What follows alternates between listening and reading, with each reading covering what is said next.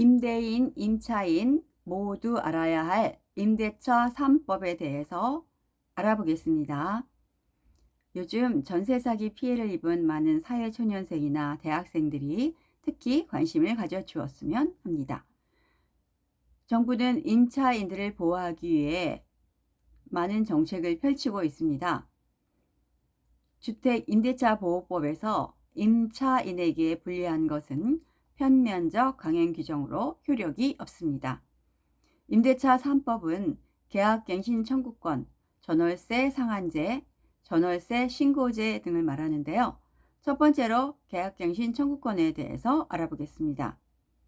계약갱신 청구권은 임차인이 2년 계약을 해서 거주하고 한 번 더 연장할 수 있는 것입니다. 임차인은 계약기간이 끝나기 6개월 전부터 2개월 전까지 임대인에게 계약기간 연장을 요구할 경우에 임대인은 갱신 거절을 할 수가 없습니다. 묵시적 갱신이란 제도도 있는데 이 경우에도 전 임대차와 동일한 조건으로 다시 계약한 것으로 봅니다. 이 경우 2년 더 계약갱신을 청구할 수도 있어요. 그러면 총 6년을 거주할 수가 있는 거죠.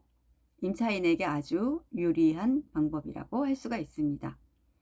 임대인도 계약갱신 거절할 수 있는 경우가 있는데요. 임차인이 2기의 차임 연체를 한 경우와 소유자 또는 직계 좀비속이 직접 거주할 경우입니다. 이런 경우 임차인은 2년 동안 임차하던 주택의 정보를 열람할 수가 있어요. 만약 그 기간에 소유자 또는 직계 좀비속이 거주하지 않고 타인이 임차했다면 손해배상을 청구할 수도 있습니다. 두 번째, 전월세 상한제에 대해서 알아보기로 해요. 전월세 상한제란 임차기간 2년 후에 다시 재계약을 할 경우 5% 이상으로 증액할 수 없는 것을 말하는데요. 이 경우 임차인이 반드시 응해야 하는 것은 아니고 협의에 의해서 정할 수 있습니다. 임대인과 새로운 임대인에게 소유권을 넘긴 경우에도 5% 적용을 받아요. 하지만 새 임대인과 새로운 임대차 계약을 맺게 되면 전월세 상한제 적용을 받지 않게 됩니다. 세 번째로 전월세 신고제에 대해서 알아보겠어요. 전세 또는 월세로 주택 임대차 계약을 한 경우 30일 이내에 온라인 부동산 거래 관리 시스템이나 소재지 관할 주민센터에 신고해야 합니다. 보증금 6천만 원 초과, 월 차임 30만 원 초과인 주택, 아파트, 다세대 다가구, 또 준주택, 비주택 등도 포함이 됩니다.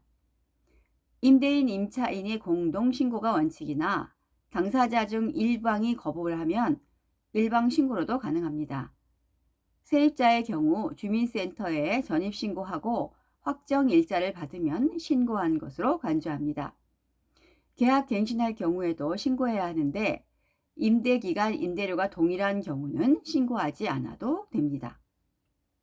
또 전월세 신고를 하지 않으면 과태료가 부과되지만 2024년 5월까지 유예되었습니다. 이처럼 임대차 3법은 임차인의 권리를 강화시킨 법이라고 할 수가 있겠습니다. 임대인, 임차인 모두 이 법을 잘 알아두면 분쟁을 어느 정도 파악할 수 있는 방법이니 꼭 알아두셨으면 합니다. 감사합니다.